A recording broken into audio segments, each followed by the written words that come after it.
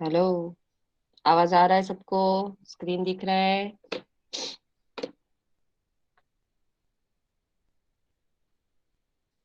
Okay, very good.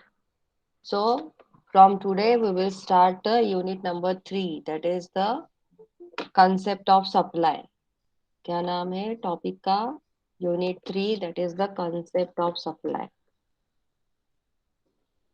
Okay, unit 3 is concept of supply. क्या होता है अंडर द जीएसटी? क्योंकि जीएसटी में हम लोग गुड्स एंड सर्विसेज का सप्लाई देखने वाले हैं, बराबर। तो what is the meaning of concept of supply that we are going to understand in this particular unit? okay, and that in the concept of supply unit we have to learn all these topics. Different kind of supply is there. Okay, taxable event of supply क्या होता है, place of supply क्या होता है, time of supply क्या है, value of supply क्या है। So these mean place time value, place time and value, these are the main 3 pillars of the taxation. Tax का ये 3 मेन पिलर्स होते हैं, है ना। प्लेस मतलब वेयर, क्या होता है? वेयर। कहाँ पे मतलब सप्लाई करोगे तो आपको जीएसटी चार्ज होगा, दैट इज बराबर। When, that is the time, time tells you कि कौन से टाइम पे आप वहां पे चार्ज कर सकते हो, what is the time period, what is the date, that we will find out in the time of supply.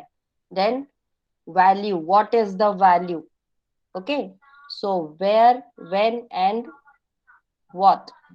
what value of the we are going to calculate.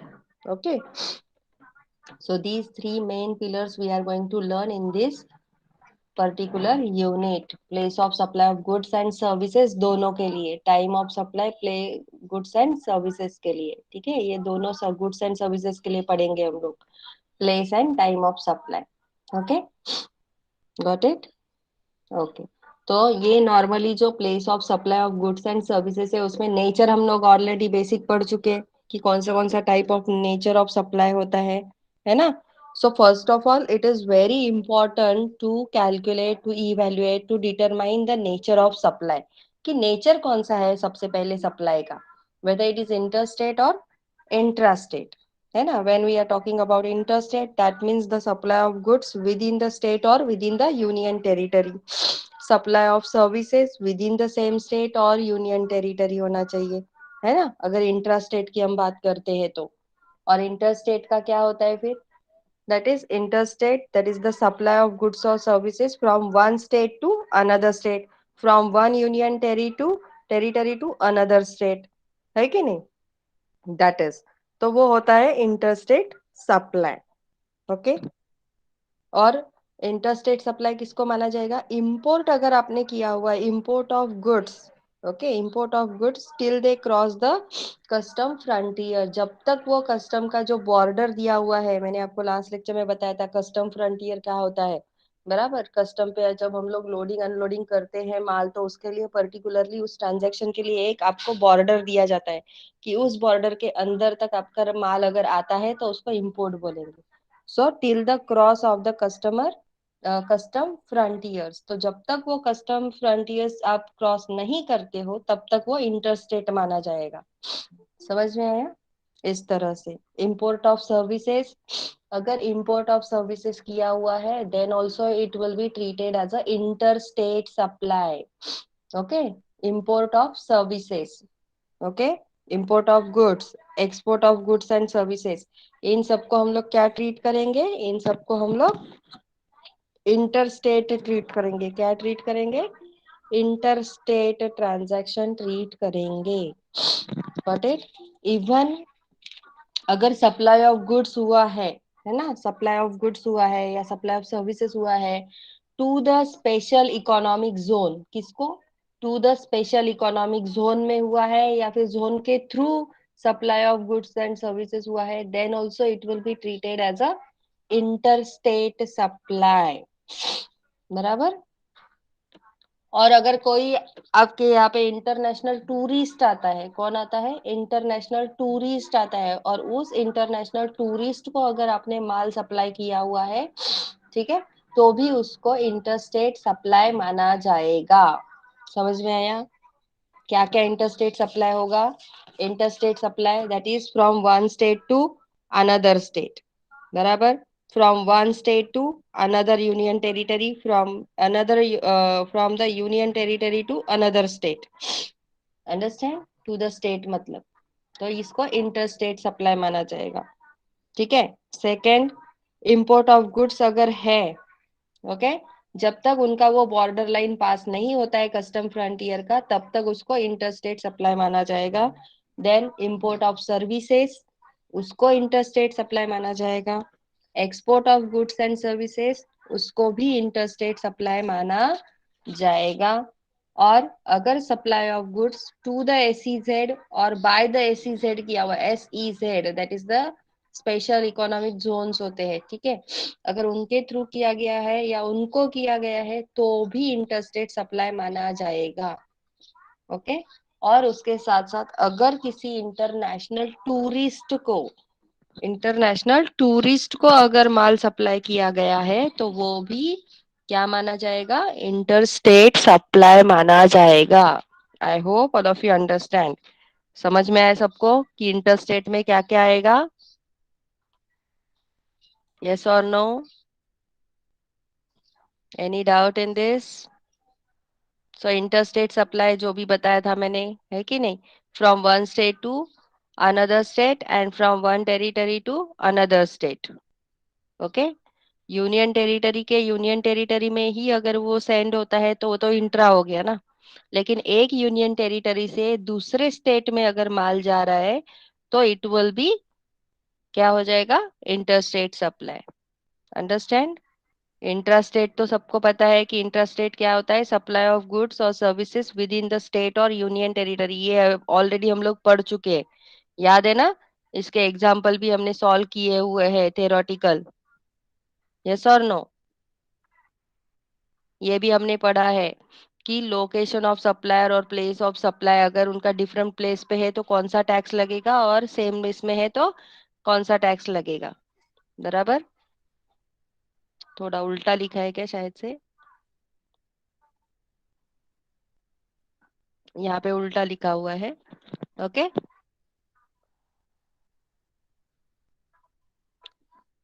देखो तो बराबर लिखा है क्या? कुछ गलत लिखा था ना?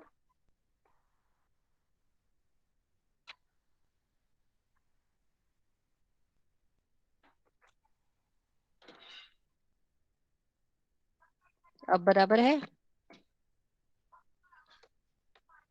बराबर है क्या? देखो ट्रांजैक्शन के जो भी लिखा है वो बराबर है क्या? देखो, सेम स्टेट में है तो उसको बोलेंगे इंट्रास्टेट ट्रांजैक्शन, और इंट्रास्टेट ट्रांजैक्शन है तो हम लोग क्या चार्ज करते हैं? सीजीएसटी और ईजी एसजीएसटी चार्ज करते हैं। और अगर डिफरेंट स्टेट्स में है तो इंटरस्टेट ट्रांजैक्शन होता है और हम लोग क्या चार्ज करते हैं?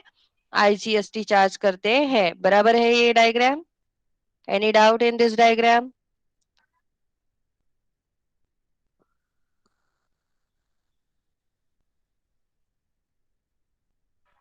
बराबर है ना? No doubt?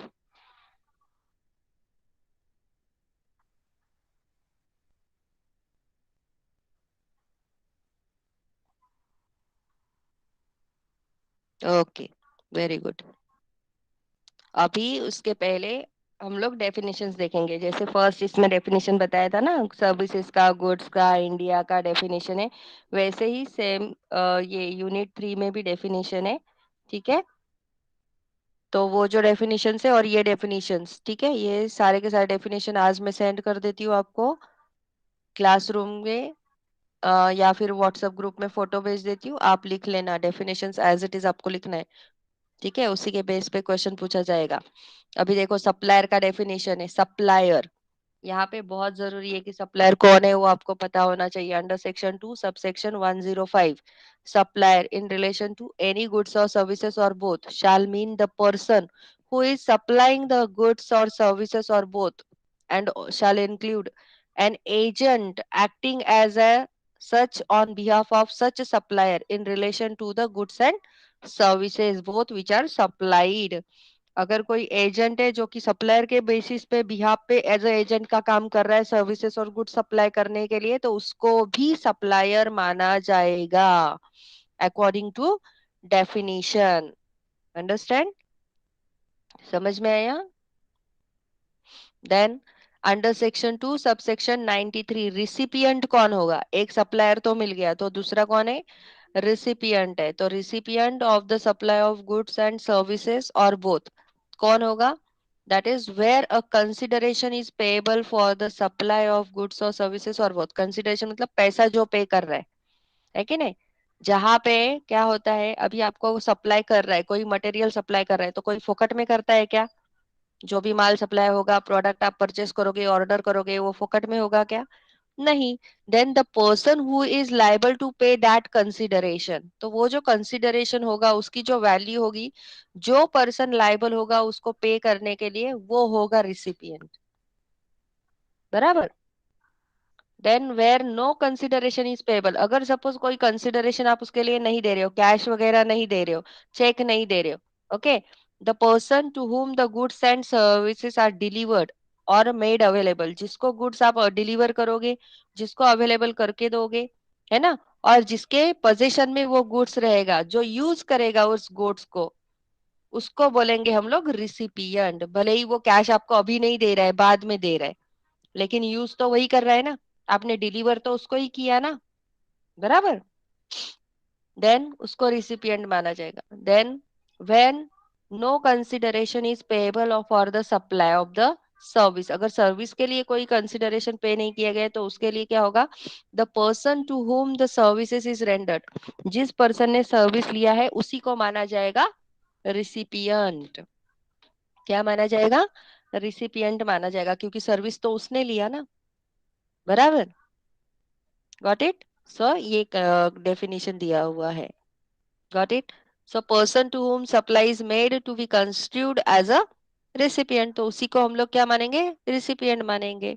तो recipient to include his agent also, कभी कभी क्या होता है, recipient shall include as an agent also acting on behalf of the recipient. जैसे सप्लायर के बिहाफ पे कोई एजेंट्स होते हैं, वैसे रिसिपिएंट के बिहाफ पे भी होते हैं ना। कभी कभी एजेंट्स भी होते हैं रिसिपिएंट के बिहाफ पे, कि वो माल रिसीव करते हैं, है कि नहीं, in relation to the goods and services. Got it? तो तभी भी अगर कोई एजेंट है on the behalf of recipient, तो उसको भी रिसिपिएंट माना जाएगा। That is as per the condition, मतलब बोला गया है। Okay, understood? सप्लायर और रिसिपिएंट कौन होना चाहिए और कौन होता है, किसको मानेंगे हम लोग सप्लायर और recipient? Got it? Then section 2 subsection 71 location of the supplier of service, जो आपको सर्विस प्रोवाइड कर रहा है उस सप्लायर का लोकेशन किसे मानेंगे? एक तो प्लेस वो रहेगा where the supply is made, जहां से वो आपको सर्विस सप्लाई कर रहा है ना, from the place of business, जहां पे उसका बिजनेस रहेगा वहां से, for which the registration has been obtain, जिसके लिए उसने रजिस्ट्रेशन लिया रहेगा बिजनेस का, that such place is that such place will be the location of a business, है कि नहीं? तो उस लोकेशन को हम लोग मानेंगे प्लेस ऑफ बिजनेस, तो उसको मानेंगे प्लेस ऑफ बिजनेस, ध्यान दो, जहां से वो सर्विस कर रहा है और जिसको उसने रजिस्टर किया हुआ है उस पर्टिकुलर बिजनेस को। And second one, where a supply is made from a place other than the place of business, उसका बिजनेस कहीं और है लेकिन आपको वो माल सप्लाई कर रहा है कहीं और से, है ना, for which registration has been obtain, जिसके लिए रजिस्ट्रेशन ऑब्टेन किया है, वो प्लेस छोड़ के कहीं और से वो आपको माल सप्लाई कर रहा है। Understand? That means a fix establishment elsewhere, मतलब उसका और एक कहीं पे दूसरा जगह रहेगा, जैसे गोडाउन रहेगा। प्लेस ऑफ बिजनेस उसका जहां से करता है वो अलग है, लेकिन गोडाउन रहेगा या कुछ और उसका एस्टेब्लिशमेंट रहेगा, है कि नहीं? ऐसा कोई लोकेशन रहेगा जिसको उसने गोडाउन टाइप बनाया रहेगा, जहां से वो माल सप्लाई कर रहा है कि नहीं? या कोई प्लेस बनाया रहेगा जहां से वो आपको सर्विस दे रहा है अलग से, so that the place which will be treated as a location of such a fixed establishment, तो जो वो वहां पे ऑफिस रहेगा उसको लोकेशन माना जाएगा। अंडरस्टैंड? जहां से भी वो आपको सर्विस देगा तो उसी प्लेस को लोकेशन माना जाएगा, चाहे वो कहीं से भी दे, रजिस्टर्ड हो या नॉन रजिस्टर्ड हो। Then where a supply is made from more than one establishment, देखो मोर देन वन एस्टेब्लिशमेंट, कभी कभी ब्रांचेस बहुत सारी होती है, ऑफिसेस बहुत सारे होते हैं, है ना, अलग अलग जगह पे आप लोग अपना अपना माल क्या करते हो, भेज के रखते हो और वहां से फिर सप्लाई करते हो, है कि नहीं। So where the place of business of fix installment, the उस टाइम पे जो लोकेशन होगा, that location of the establishment most directly concern with the provision of the supply. तो जहां से आपको वो डायरेक्टली मटेरियल मिल रहा है, वो सप्लाई मिल रहा है कि नहीं, प्रोविजन जो करके रखा हुआ है सप्लाई का, जहां से एग्जैक्टली प्रोविजन करके रखा हुआ है, that will be the location माना जाएगा। तो डिफरेंट डिफरेंट प्लेस से भी सप्लाई होता है, एक जगह से दूसरे जगह, दूसरी जगह से तीसरी जगह, तीसरी जगह से फिर बाद में आपको मिलेगा, है कि नहीं। मोर देन वन एस्टेब्लिशमेंट, एस्टेब्लिशमेंट मतलब क्या, एनीवन, व्हाट इज एस्टेब्लिशमेंट, मैं कब से बोल रही हूँ एस्टेब्लिशमेंट एस्टेब्लिशमेंट, फिक्स एस्टेब्लिशमेंट मतलब क्या, क्या समझा आपको यहाँ पे, एस्टेब्लिशमेंट मतलब,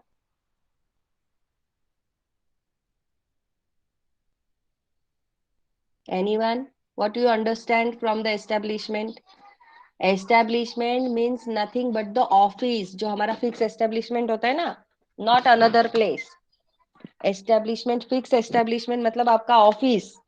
अगर आप घर से बिजनेस कर रहे हो, घर से माल सप्लाई कर रहे हो, तो आपका घर एक फिक्स है ना एस्टेब्लिशमेंट, बराबर। आपने कहीं पे ब्रांच बनाई हुई है, ऑफिस की ब्रांच बनाई हुई है, तो वो ब्रांच होती है आपका एस्टेब्लिशमेंट, फिक्स एस्टेब्लिशमेंट, जहां पे आपने एस्टेब्लिश किया हुआ है आपका बिजनेस, जो रजिस्टर किया हुआ है, understand, that is the place, fix establishment, याद रहेगा।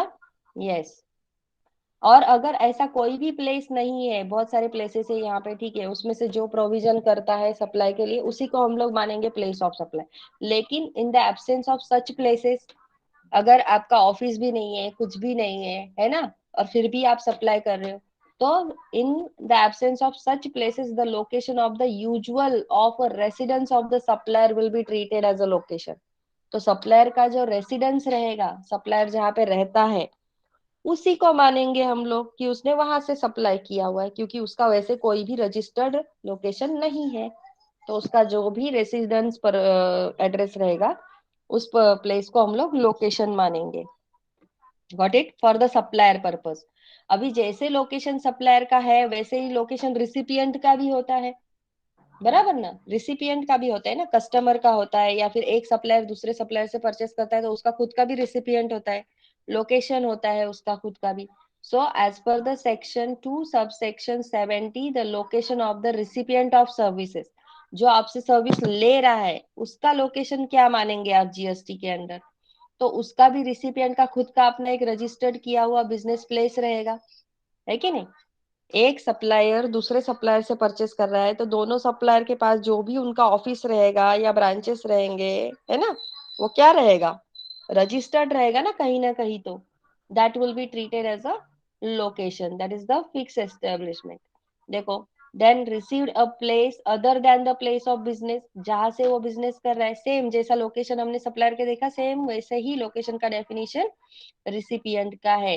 फर्क सिर्फ इतना है कि जहाँ पे रिसिपिएंट का नाम रहेगा, वहां पे सप्लायर का नाम रहेगा, वहां पे रिसिपिएंट का नाम आ जाएगा। देखो सेकंड पॉइंट भी सेम है, received at a place other than the place of business for which the registration has been obtain, registration जिसके लिए लिया हुआ है, उस वो प्लेस को छोड़ के कहीं और प्लेस पे आप रिसीव कर रहे हो, बराबर, जो आपका प्लेस रजिस्टर्ड है ऑलरेडी, उस प्लेस को छोड़ के कहीं और आपका जो फिक्स एस्टेब्लिशमेंट है, ठीक है, वहां पे आप कर रहे हो, so that location is also be a fix establishment, treat किया जाएगा under GST.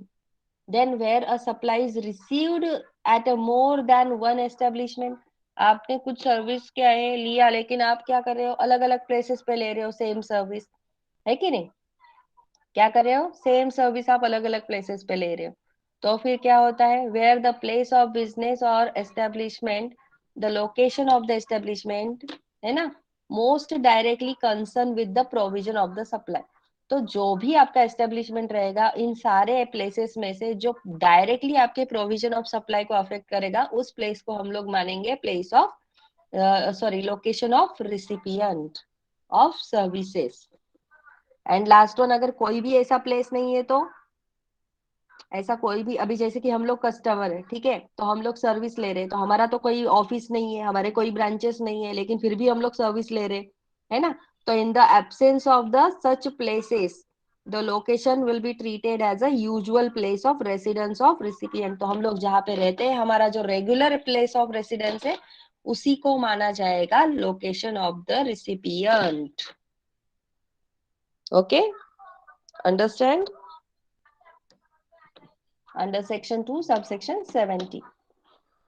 Then next one, under section 2 subsection 85। 85 में क्या बोला है कि प्लेस ऑफ बिजनेस का डेफिनेशन क्या माना जाएगा। फिर प्लेस ऑफ बिजनेस क्या है? So place of business, it is a place from where the business is ordinary carry out. Ordinary course में, रेगुलर कोर्स में, कंटिन्यूअस बेसिस पे आप जहां से अपना बिजनेस कैरी आउट करते हो, जैसे कि वेयर हाउस हो सकता है, गोडाउन हो सकता है, या फिर कोई और प्लेस हो सकता है ना। Where a taxable person stores his goods, supplies or receives goods, जहां से वो अपना क्या करता है, स्टोर्स में गुड्स परचेस करता है, रिसीव करता है और वहीं से सप्लाई करता है, जो कि टैक्सेबल पर्सन है ना। जीएसटी के अंडर क्या करना है, हमें टैक्स रजिस्टर्ड करना है अपने आप को, तो वो क्या हो जाएगा, टैक्सेबल पर्सन हो जाएगा। तो जो भी टैक्सेबल पर्सन रहेगा, जो अपने गोडाउन से, वेयर हाउस से, ऑफिस से, जहां से भी गुड सप्लाई करेगा और जहां पे भी रिसीव करेगा, उस पर्टिकुलर प्लेस को अंडर सेक्शन 2 सबसेक्शन 85 में प्लेस ऑफ बिजनेस माना जाएगा। बराबर। या फिर उसके साथ साथ a place where a taxable person maintains his books of account, या फिर ऐसा पर्टिकुलर प्लेस जिस प्लेस पे वो जो पर्सन है, टैक्सेबल पर्सन, वो अपना अकाउंट्स मेंटेन करता है। बराबर। तो उस प्लेस को माना जाएगा प्लेस ऑफ बिजनेस, जहां भी वो अपने अकाउंट्स मेंटेन करता है उस प्लेस को। और अगर वैसा भी सिचुएशन नहीं है, तो a place where a taxable person is engaged in business. Okay, जहाँ पे टैक्सेबल पर्सन क्या है, एंगेज इन बिजनेस में as agent or by whatever name called, किसी भी पर्टिकुलर नाम से वो अपने आप को इंड्यूल करता है बिजनेस एक्टिविटीज में, जिस प्लेस के थ्रू, जिस प्लेस से वो अपने आप को बोलता है कि मैं एजेंट हूँ और वो अपना क्या कर रहा है, बिजनेस कर रहा है, तो उस प्लेस को माना जाएगा प्लेस ऑफ बिजनेस। फिर वो कहीं से भी बिजनेस करे, एजेंट तो कहीं से भी करते हैं ना, यस और नो। एजेंट का पर्टिकुलर कभी कभी कोई ऑफिस नहीं होता है, एजेंट ऐसे ही यहाँ वहां घूमते रहते हैं, तो वहां पे भी करते हैं, है कि नहीं। जरूरी है क्या घर बैठे और पर्टिकुलर किसी एक प्लेस पे ही बैठ के वो एजेंट लोग काम करते हैं? नहीं, अलग अलग प्लेस पे भी काम करते हैं। So by whatever name called they are working, they are engaging in the business, okay, from at any place, that place will be treated as a place of place of business। place of business का definition है ये, under section 2 subsection 85। Okay, then next one, under section 2 subsection 50। में क्या बोला है, fix establishment. जैसे कि मैंने अभी आपको बताया था, फिक्स एस्टेब्लिशमेंट मतलब क्या होता है, मीन्स अ प्लेस, एक कोई भी place other than the registered place of business. आपका एक रजिस्टर्ड बिजनेस ऑफिस है, ठीक है, बिजनेस आप जहां से करते हो, ठीक है, लेकिन उसको छोड़ के अगर आप कहीं और से बिजनेस करते हो, किसी और प्लेस के थ्रू बिजनेस करोगे, जो कि एक पर्टिकुलर क्या है, चाहिए तो आपका वो घर है या कोई गोडाउन है या वेयर हाउस है, कुछ भी, है ना, but it is other than the registered place of business. आपका registered business place of business छोड़ के बाकी कोई भी प्लेस से आप बिजनेस करते हो, that particular place is called as a fix establishment. Understand? तो उस पर्टिकुलर चीज को माना जाएगा fix establishment which is having a suitable structure. Okay, क्या होगा उसका, सुटेबल स्ट्रक्चर होगा in the terms of human and technical resources to the supplier services. Understand? It has a sufficient human and technical resources रहेगा उसमें, supply services receive करने के लिए और सप्लाई करने के लिए, है ना। It is also a place of business. तो वो जो फिक्स एस्टेब्लिशमेंट रहेगा वो भी तो प्लेस ऑफ बिजनेस ही रहेगा ना आपका, जहीं से भी आप बिजनेस करोगे। बराबर। कभी कभी ये जो फिक्स एस्टेब्लिशमेंट होता है ना, वो टेम्पररी प्रेजेंस में भी होता है, लेकिन अगर आपके उस पर्टिकुलर ऑफिस में टेम्पररी प्रेजेंस ऑफ स्टाफ है, कौन है, एम्प्लॉइज, स्टाफ मतलब एम्प्लॉइज, तो temporary presence of staff by way of a short visit at a place can not be called it as a fix establishment. तो उसे आप fix establishment नहीं बोल सकते, क्योंकि वहां पे आपने क्या किया हुआ है, कॉन्ट्रैक्ट बेसिस पे या टेम्पररी बेसिस पे आपने एम्प्लॉयज को रखा हुआ है ना। जो कभी कभी आएंगे, काम रहेगा तो आएगा, काम रहेगा तो नहीं आएंगे। तो इसको हम लोग फिक्स एस्टेब्लिशमेंट नहीं बोलेंगे। फिक्स एस्टेब्लिशमेंट बोला है तो कंटिन्यूअसली वहां पे काम होना चाहिए। Okay, that is the definition of fixed establishment. Got it?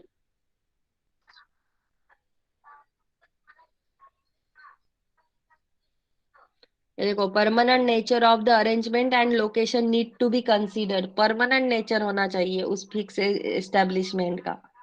ठीक है, जैसे कि अभी रेसिडेंस बोला है ना, रेसिडेंस। तो हमारा जो रेसिडेंस रहता है वो भी एक तरह का क्या है, फिक्स एस्टेब्लिशमेंट है, परमानेंट नेचर है ना। आप घर से भी तो बिजनेस कर सकते हो परमानेंटली, है कि नहीं? तो परमानेंट अरेंजमेंट हम लोग वहां पे भी कर सकते हैं, तो ये हमारा एक फिक्स एस्टेब्लिशमेंट है, like that. Got it? Any doubt up to this?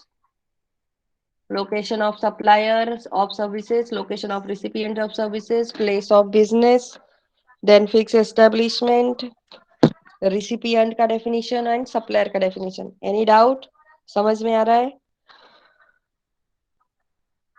Definition आपको पता है कि डेफिनेशंस क्या होते हैं। डेफिनेशन जस्ट डिफाइन किया हुआ रहता है। तो अंडर जीएसटी यहाँ पे डिफाइन किया हुआ है कि आप प्लेस ऑफ बिजनेस किसे मानोगे, लोकेशन ऑफ सब रिसिपिएंट किसको मानोगे, लोकेशन ऑफ सप्लायर किसको मानोगे, रिसिपिएंट कौन होगा, सप्लायर कौन होगा, that's it, nothing else. Okay, sorry. Then next one, under section 2 subsection 113, usual place of residence of individual. usual place of residential मतलब क्या होता है यहाँ पे जीएसटी में? in case of an individual, if we are an individual, that means the place where he ordinarily reside, मतलब जहाँ पे हम लोग रहते हैं normally, regularly, है ना, during the ordinary course, है कि नहीं? हम लोग रहते हैं ना हमारे घर में, residence. So in case of individual, ये हमारा घर ही हमारा प्लेस ऑफ रेसिडेंस हो गया, यूजुअल प्लेस। तो और यूजुअल प्लेस कौन सा होगा in other cases? If we are talking about other cases, the place where the person is incorporated or otherwise legally constituted. मतलब क्या किया है, हमारा घर तो है इंडिविजुअल लेवल पे, लेकिन एज अ बिजनेस पर्सन हमने क्या किया हुआ है, यूजुअल प्लेस रखा हुआ है रेसिडेंस पर्पस के लिए, या फिर उसको हमने इनकॉर्पोरेट किया हुआ है, रजिस्टर्ड किया हुआ है, and legally we are constituted. Okay, उस पर मतलब वहां पे हमने लीगली वो कॉन्स्टिट्यूट किया, इनकॉर्पोरेट किया है, ताकि हम लोग वहां से क्या कर सके, बिजनेस कर सके, supply of goods and services कर सके। तो वो यूजुअल प्लेस हो जाता है। Then next one, that is address of delivery. क्या होगा under section 2 subsection 2, under address of delivery? So address of the delivery means the address of the recipient of the goods और services. कौन? Recipient of the goods और services और both, indicated on the tax invoice. Tax invoice पे जो address दिया रहेगा registered person ने for the delivery purpose, उस पर्टिकुलर एड्रेस को हम लोग बोलेंगे एड्रेस ऑफ डिलीवरी। बराबर ना? आप जहां का एड्रेस लिखोगे कि यहाँ पे माल डिलीवर करना है, तो वही आपका एड्रेस ऑफ डिलीवरी हो जाएगा। Got it? Then under section 2 sub section 3, address on record. On record क्या होता है? मतलब ऑन रिकॉर्ड होता है, मतलब ऑन रिकॉर्ड होता है, मतलब जहां से हम लोग माल परचेस कर रहे हैं तो वो सप्लायर के पास हमारा नाम एड्रेस होता है, रिकॉर्ड हो जाता है। एड्रेस ऑन रिकॉर्ड, जैसे कि देखो हम लोग सिम कार्ड परचेस करते हैं या फिर मोबाइल कार्ड, है कि नहीं, मोबाइल की सर्विसेज लेते हैं, तो हमारा जो मोबाइल नंबर, हमारा एड्रेस वगैरह वो सेव होता है कि नहीं सप्लायर के पास? होता है कि नहीं उनके पास रिकॉर्ड में? चलो ये एग्जांपल समझ में नहीं आया, दूसरा एग्जांपल बैंक का ले लो। आपने बैंक में अकाउंट ओपन किया, ठीक है? बैंक में जब आप अकाउंट ओपन करते हो तो आपको सारा एड्रेस डिटेल्स होता है कि नहीं बैंक के पास? Bank is the supplier of services and you are the customer, you are the recipient. बराबर? सो जो रिसिपिएंट का एड्रेस होता है that is on record of the bank होता है, बैंक के रिकॉर्ड में वो रिकॉर्ड हो जाता है, that is called as address on record. Got it? Under section 2 subsection 3। Any doubt up to this?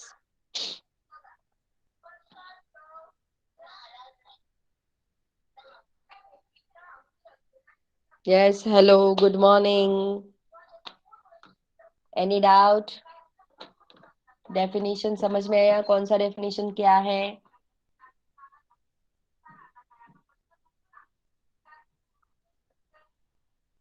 No doubt? Okay, चलो अभी हम लोग स्टार्ट करेंगे, that is place of, just theoretical बात करेंगे थोड़ा सा, ठीक है? Place of supply of goods. Now see the heading what we have written here, place of supply of goods, मतलब गुड्स सप्लाई कर रहे हैं और नो सर्विसेज। हम लोग अभी सर्विसेज का बात नहीं करेंगे, दिमाग से सर्विसेज निकाल दो। Only we are talking about goods. दोनों को अलग अलग बाइफर्केट किया हुआ है, बराबर? आप सबको पता है कि goods is a different thing and services is a different thing. Okay, so place of supply हम लोग फाइंड आउट करेंगे। प्लेस ऑफ सप्लाई मतलब कौन से प्लेस ऑफ सप्लाई पे हम लोग लाइबल हो जाएंगे जीएसटी पे करने के लिए, तो वो प्लेस ऑफ सप्लाई हमें फाइंड आउट करना है in case of a supply of goods, okay, not services. So under that two conditions are given, okay, two sections are given, you can say two sections are there, section 10 and section 11। तो section 10 क्या बोल, section 11 पहले बता देती हूँ। Section 11 क्या है? That is the goods imported into और exempted from India. Okay, goods imported in और एक्सपोर्टेड फ्रॉम इंडिया, बराबर? तो वो सेक्शन 11 में है, और सेक्शन 10 में है अदर देन इंपोर्ट और एक्सपोर्ट, बराबर? So this part section 11 is not there for your syllabus. यहाँ पे हम लोग कैलकुलेशन करने वाले नहीं है, बराबर? There is no calculation given for you, okay? Evaluation जो है वो हम लोग इसके लिए करने वाले नहीं है। Section 11 we are not going to learn. Just आपको यहाँ पे ध्यान देना है कि सेक्शन 11 क्या है। Section 11 it is related only to the goods imported in India और goods exported from India, that comes under section 11, that's it. उससे ज्यादा आपको कुछ भी पता करना नहीं है। Got it? समझा? ओके, देन हम लोग जो पूरा सेक्शन पढ़ेंगे वो पूरा सेक्शन हम लोग 10 सेक्शन पढ़ेंगे, that is other than the, मतलब जो भी गुड्स है इंपोर्ट और एक्सपोर्ट को छोड़ के, इंपोर्ट एंड एक्सपोर्ट को छोड़ के जो भी सप्लाई ऑफ गुड्स का ट्रांजैक्शन होता है वो हम लोग यहाँ पे सेक्शन 10 में पढ़ेंगे, अदर देन द इंपोर्ट और एक्सपोर्ट। ओके, समझ में आया? That is what is supply, place of supply हम लोग पढ़ने वाले हैं, बराबर? So there is a question in our mind that what is place of supply. So what is place of supply? That place of supply which we are learning other than the supply of goods imported and other than the goods exported। ध्यान में रखो, इन दोनों चीज को छोड़ के हम लोग बाकी सब पढ़ने वाले हैं अंडर सेक्शन 10 में। Okay, so these are the 6 transactions are given for you। 6 transactions दिए हुए हैं, देखो इसको, 6 ट्रांजेक्शन को देखो एक बार। First, movement of goods section दिया हुआ है जहाँ पे गुड्स का मूवमेंट होता है। दूसरा है bill to ship to model, मतलब यहाँ पे शिफ्टिंग होती है अंडर सेक्शन 10 सब सेक्शन 1 और B. Then no movement of goods है, जहाँ पे नो मूवमेंट ऑफ गुड्स है। तो नो मूवमेंट ऑफ गुड्स है तो उसमें हम लोग प्लेस ऑफ सप्लाई कैसे फाइंड आउट करेंगे? अगर असेंबलिंग होता है, इंस्टॉलेशन होता है गुड्स का, तो वो उसका प्लेस ऑफ सप्लाई हम लोग कैसे फाइंड आउट करेंगे? Then supply of goods on board होता है, ऑन बोर्ड मतलब ट्रेन के थ्रू वगैरह होता है ना, ऑन बोर्डिंग होता है। तो ऐसा अगर गुड्स सप्लाई हुआ है तो उसका प्लेस ऑफ सप्लाई हम लोग कैसे फाइंड आउट करेंगे? Then last one, place of supply goods can not be determined. कभी कभी ऐसा गुड्स का ट्रांजैक्शन होता है जिसमें हम लोग place of supply find out ही नहीं कर सकते, तो फिर वैसे सिचुएशन में क्या करेंगे? तो वो अंडर सेक्शन 10 सब सेक्शन 2 में दिया हुआ है। okay, so these are the situations all are related with the supply of goods। see, the supply of goods other than the import or export divided into 6 parts under section 10, बराबर? सबसे पहले movement of goods, मतलब ऐसा transaction, ऐसा supply of goods जहाँ पे movement हो रही है, गुड्स की मूवमेंट हो रही है, गुड्स एक प्लेस से दूसरे प्लेस पे हम लोग भेज रहे हैं, मतलब see see the movement of transaction. सबको दिखाई दे रहा है क्या मूवमेंट हो रही है यहाँ पे? देखो, Under this section, the place of supply will be the place where the movement of goods terminates for the delivery. क्या हुआ, ये ध्यान दो। पूना में फैक्ट्री है, ओके, पूना में फैक्ट्री था, पूना में फैक्ट्री में से माल क्या हो गया, यहाँ से निकला, बराबर। वो किसने परचेस किया है, मिस्टर एक्स, गुजरात के मिस्टर एक्स है, उसने गुड्स परचेस किया हुआ है, ऑर्डर किया पूना फैक्ट्री से। फिर पूना फैक्ट्री ने क्या किया, ये गुड्स सोल्ड किया। गुड्स कहाँ तक पहुंचा, मिस्टर एक्स के घर तक पहुंचा। कहाँ तक पहुंचा, मिस्टर एक्स के घर तक पहुंचा। तो गुड्स देखो, मुझे बताओ, गुड्स यहाँ पे मूव हुए कि नहीं हुए, एक जगह से दूसरी प्लेस पे गए कि नहीं गए गुड्स, वो बताओ मुझे। गुड्स का मूवमेंट हुआ कि नहीं हुआ, वो बताओ। Whether the goods has been placed from one place to another place or not, moved from one place to another place or not। Poona में गुड्स था, तो वो गुड्स देखो गुजरात में पहुंच गया पूना में से, बराबर। मिस्टर एक्स गुजरात में रहते हैं, उसने परचेस किया, फिर फैक्ट्री पूना में है, तो वहां से उन्होंने गुड्स सोल्ड किया और गुजरात में भेज दिया। देखो दिख रहा है, तो इसका मतलब मूवमेंट हुआ। So movement of goods is there. So कौन सा सेक्शन अप्लाई होगा, सेक्शन 10 सब सेक्शन 1 क्लॉज ए, जहां पे मूवमेंट ऑफ गुड्स हो रहा है। Goods is moving from one place to another place. So under this situation, ये सेक्शन बोलता है कि ऐसे सिचुएशन में द प्लेस ऑफ सप्लाई, हम लोग क्या फाइंड आउट कर रहे हैं, प्लेस ऑफ सप्लाई मुझे फाइंड आउट करना है। Under this situation the place of supply will be the place where the movement of goods terminates for the delivery। Delivery terminate कहाँ पे हुई बताओ मुझे, जब मिस्टर एक्स को गुड्स पहुंच गए, वहां पे हमारी डिलीवरी खत्म हो गई। हुई कि नहीं, टर्मिनेट हुआ कि नहीं ट्रांजैक्शन, क्योंकि वो रिसिपिएंट को गुड्स मिल गए। गॉट इट, समझा। देखो एक बार क्या बताया मैंने, इसका एनिमेशन चला गया शायद से, लेट मी चेक ये है कि नहीं है।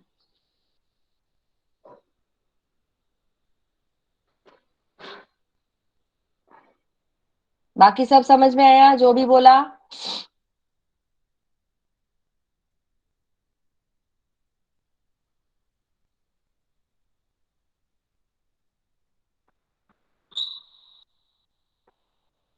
नहीं है शायद यहाँ पे भी, कैसे कैंसिल हो गया पता नहीं।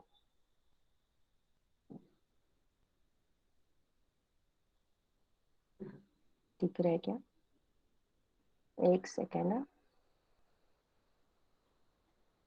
स्क्रीन देखो, स्क्रीन दिख रहा है सबको।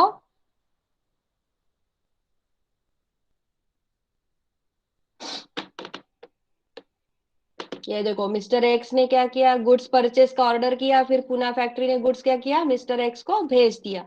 समझ में आया, सी द ट्रांजेक्शन अगेन। ये मिस्टर एक्स से गुजरात, उसने परचेस का ऑर्डर किया, फिर पूना फैक्ट्री ने गुड्स क्या किया, देखो ट्रक उसके घर पे ट्रांसफर कर दिया। Okay, so goods are transferred from one place to another place. Got it. So ये ट्रांजेक्शन हुआ था। Okay, I hope all of you understand. So this is the movement of goods from one place to another place. तो ऐसे situation में हमारा place of supply क्या होगा, the place where the delivery terminates for the recipient. Recipient के लिए जहां पे वो डिलीवरी टर्मिनेट होता है, दैट इज द प्लेस। तो बताओ फिर प्लेस ऑफ सप्लाई क्या है इसमें, पूना है कि गुजरात है, what is the place of supply. Place of supply will be Poona और गुजरात।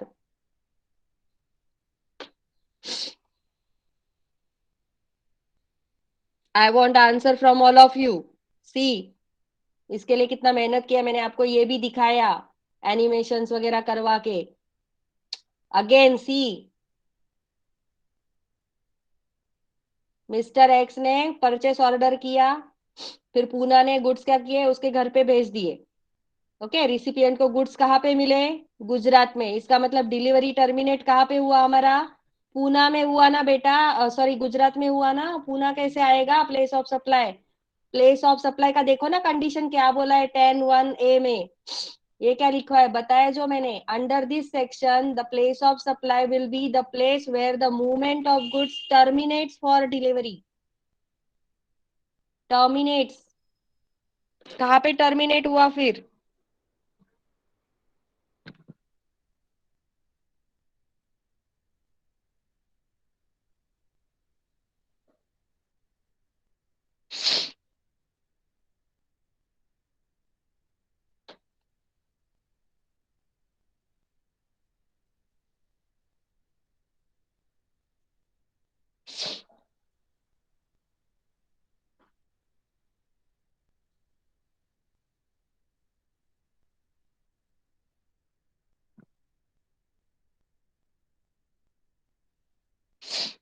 उल्टा बोला क्या मैंने?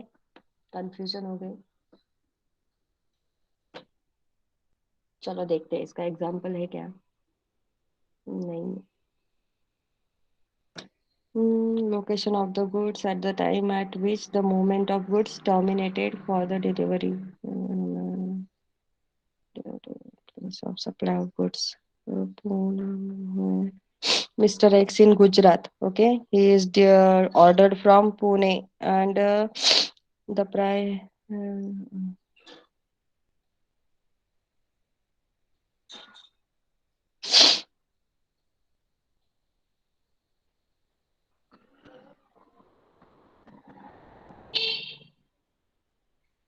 बराबर। गुजरात में ही है, गुजरात में टर्मिनेट हुआ ना, क्योंकि गुजरात में ले लिया उसने। Got it? यस। समझा, जहां पे डिलीवरी टर्मिनेट हो रहा है तो टर्मिनेट कहाँ पे हो गया डिलीवरी?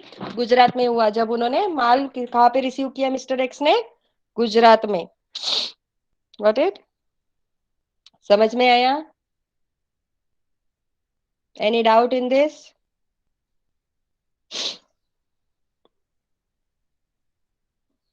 इसमें डाउट है किसी को?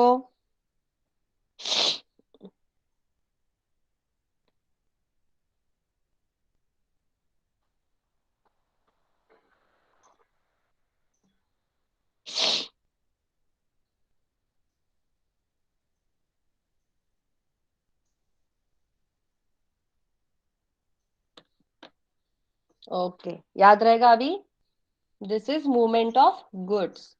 ओके। दूसरा, bill to ship to model. Bill to shift to model है, देखो अभी bill to shift to model में क्या हो रहा है? Bill to shift to model, mister Nirmal buyer है मुंबई के, मिस्टर विजय सप्लायर है मुंबई का, मिस्टर रेड्डी है कर्नाटक के। ठीक है, mister Vijay is a supplier. Okay, mister Vijay is a supplier. Okay, Mr. Nirmal is a buyer. So buyer is getting goods from the receiving goods from supplier. Okay, but Mr. Nirmal told to Mr. Vijay that whatever goods purchased by me, that goods you ship to the Mr. Reddy. जो goods मैं purchase कर रहा हूँ, buyer बोल रहा है, mister निर्मल बोल रहा है कि मिस्टर विजय सुनिए, जो गुड्स मैंने परचेस किए हैं वो आप एक काम कीजिए, वो गुड्स आप किसको भेज दीजिए? मिस्टर रेड्डी को भेज दीजिए। किसको भेज दीजिए? मिस्टर रेड्डी को। सी, है ना? इसने इससे माल परचेस किया, लेकिन इसने भेजा किसको? मिस्टर रेड्डी को। किसके कहने पे? मिस्टर निर्मल के, बायर के कहने पे, है ना? तो जो मिस्टर विजय है, एक्चुअल परचेस किया किसने? जिसने एक्चुअल परचेस किया उसके नाम से बिल बनाएगा, उसके नाम से बिल बनाएगा ना, जिसने एक्चुअल परचेस किया। तो mister Vijay will prepare a bill on the name of mister Nirmal, but the goods will be ship to the mister Reddy. So bill to ship to, bill किसी के नाम का और शिफ्टिंग किसी और के नाम से। Got it? That is called as a bill to ship to model, section 10 subsection 1 clause B. उसके अंडर अभी ऐसा सिचुएशन जब आता है, ये सिचुएशन समझा? What is this situation? Buyer ने माल परचेस किया सप्लायर से, सप्लायर ने फिर बाद में थोड़ी देर में उसको समझ में आया, ठीक है, कि मुझे गुड्स नहीं चाहिए, मुझे किसी और को भेजने। तो मिस्टर निर्मल मिस्टर विजय को बोल रहा है कि सर आप एक काम कीजिए, ये जो गुड्स है ये मिस्टर रेड्डी को भेज दीजिए। ओके। और फिर मिस्टर विजय ने क्या किया, ठीक है बोल के माल किसको शिफ्ट किया, माल शिफ्ट किया मिस्टर रेड्डी को, और बिल शिफ्ट किया किसको, निर्मल के नाम से। बिल किसके नाम से बना, निर्मल के नाम से। माल किसको सप्लाई हुआ, रेड्डी को। Got it. तो ऐसा सिचुएशन होता है, कभी कभी होता है ना ऐसा सिचुएशन, यस और नो। ये सिचुएशन समझा सबको, क्या सिचुएशन बोला मैंने। मिस्टर निर्मल बायर है, उसने सप्लायर से माल परचेस किया, लेकिन बोला कि भाई माल मुझे नहीं चाहिए, मुझे मेरे दोस्त को भेजना है कर्नाटक में, तो आप उसको भेज दो। बराबर। तो मिस्टर विजय से की तो बात परचेस किसने किया है, मिस्टर विजय की मिस्टर रेड्डी से बात हुई क्या कुछ, नहीं। मिस्टर विजय तो सिर्फ मिस्टर निर्मल को जानता है, तो बिल किसके नाम से बनेगा, बिल मिस्टर निर्मल के नाम से बनेगा, और शिपिंग जो होगा गुड्स का वो मिस्टर रेड्डी के नाम से होगा कर्नाटका में। Got it. That is called as a bill to ship to model. Okay. So ऐसे सिचुएशन में क्या बोलता है सेक्शन 10 कि place of supply, POS shortcut, POS place of supply. ऐसे सिचुएशन में अभी तीन तीन प्लेस है, तीन तीन लोग है ना, तीन अलग अलग जगह पे है। ठीक है, भले ही ये दोनों मुंबई में, लेकिन और एक तो आ गया ना तीसरा person. Okay. So place of supply will be the principal place of business of third person. Third person यहाँ पे कौन माना जाएगा, बायर माना जाएगा। कौन माना जाएगा थर्ड पर्सन, ये Nirmal, mister Nirmal will be the third person, on whose direction the goods are supplied to the another person. जिसके डायरेक्शन पे गुड्स किसी और पर्सन को सेंड किया जाएगा, उस पर्सन को बोला जाएगा थर्ड पर्सन। नहीं तो बोलोगे मिस्टर रेड्डी थर्ड पर्सन है, no no no no, mister Reddy is not third person, mister Nirmal is the third person, because the buyer given the direction. तो जो डायरेक्शन देता है किसी और को माल देने के लिए, तो वो हो जाता है थर्ड पर्सन। बराबर। सो दैट थर्ड पर्सन के डायरेक्शन पे जब गुड सप्लाइड किया गया है टू द अनदर पर्सन, तो फिर जो थर्ड पर्सन का प्लेस ऑफ सप्लाई रहेगा, प्लेस ऑफ बिजनेस रहेगा, प्लेस प्रिंसिपल प्लेस, उसी को माना जाएगा। समझ में आया। इसी के प्लेस को, थर्ड पर्सन बायर के प्लेस को ही प्लेस ऑफ सप्लाई माना जाएगा। Got it. समझ में आया। अभी चलो यहाँ पे मैं चेंज कर देती हूँ, नहीं समझ में आ रहा है तो यहाँ पे मैं चेंज करती हूँ, क्योंकि दोनों नाम सेम सेम रखे हैं ना, तो सेम हो तो भी कोई फर्क नहीं पड़ता। यहाँ पे कोलकाता लिखती हूँ, स्पेलिंग गलत होगा तो एडजस्ट कर लो। अभी स्पेलिंग में जाने की जरूरत नहीं है, सिचुएशन को समझो। ठीक है। तो कैलकटा होता है एक्चुअली ना। ही बराबर था मतलब। तो मिस्टर निर्मल अभी कैलकाटा में है, उसने मिस्टर विजय जो मुंबई में है, उसको बोला कि माल किसको भेज दो, कर्नाटक में भेज दो। चलो भेज दिया। तो ऐसी सिचुएशन में this person who is giving the direction that is known as a third person. क्या बोलते हैं इसको, थर्ड पर्सन। ध्यान रखो, थर्ड पर्सन कौन है फिर, who is the third person, mister Nirmal buyer. Okay. तो प्लेस ऑफ सप्लाई क्या होगा बताओ अभी इन तीनों सिचुएशन में, what will be the place of supply, place of supply will be the principal place of business of third person. Third person कौन है बताओ इसमें, who is the third person. Yes very good, Calcutta will be the place of supply. Who is the third person, mister Nirmal. So mister Nirmal third person है, तो उसी का जो place रहेगा उसी को प्लेस ऑफ सप्लाई माना जाएगा under GST. Yes very good. समझा दोनों सिचुएशन अभी। मूवमेंट ऑफ गुड्स में, मूवमेंट ऑफ गुड्स में क्या होगा, जहां पे टर्मिनेट्स होगा डिलीवरी, वहां पे वो प्लेस प्लेस ऑफ सप्लाई माना जाएगा। Bill to ship to model में जो प्रिंसिपल प्लेस ऑफ बिजनेस है थर्ड पर्सन का, उसी को प्लेस ऑफ सप्लाई माना जाएगा। I hope all of you understand. Any doubt.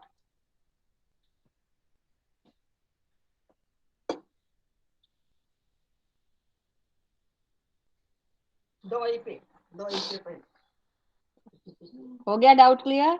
अभी डाउट है किसी को इसमें, bill to ship to model. तो दो मॉडल बताया मैंने आज आपको, एक मूवमेंट ऑफ गुड्स, ठीक है, और दूसरा bill to ship to model, bill किसी और के नाम का और शिपिंग किसी और को। बराबर, याद रहेगा। Okay, don't worry, Google classroom में डाल दूंगी मैं ये। ठीक है, आज से पिक्स देती हूँ तुम लोगों को मैं डेफिनेशंस का और इसका।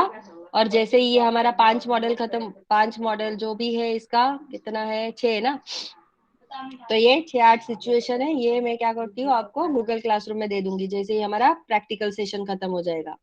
Okay. So I hope all of you clear with the definitions. Simple definitions are given. Just you have to read only and understand. Okay. Nature of supply वगैरह ये तो आपका पहले ही फर्स्ट लेक्चर में सब क्लियर हो गया है with examples. Okay. Place of supply हमने स्टार्ट किया हुआ है कि प्लेस ऑफ सप्लाई यहाँ पे आपको ध्यान देना है बहुत ही, क्योंकि अलग अलग place of supply of goods के कंडीशन है और सर्विसेज के अलग है. सर्विसेज का अलग है, वो सर्विसेज का हम लोग सर्विसेज पार्ट में देखेंगे. अभी हम लोग place of supply of goods find out कर रहे हैं कि जब कभी भी सप्लाई ऑफ गुड्स के किसी भी तरह के ट्रांजेक्शन होते हैं, उन ट्रांजेक्शन में प्लेस ऑफ सप्लाई कैसे फाइंड आउट करते हैं वो देख रहे हैं हम लोग. तो उसमें हमने 2 सिचुएशन देखा. कौन सा फर्स्ट वाला, मूवमेंट ऑफ गुड्स, ऐसा ट्रांजैक्शन जहां पे मूवमेंट ऑफ गुड्स होता है, और दूसरा ऐसा ट्रांजैक्शन जहां पे थर्ड पर्सन होता है. ओके. ये 2 ट्रांजैक्शंस देखे हमने, बाकी के हम लोग नेक्स्ट लेक्चर में पढ़ेंगे. Got it.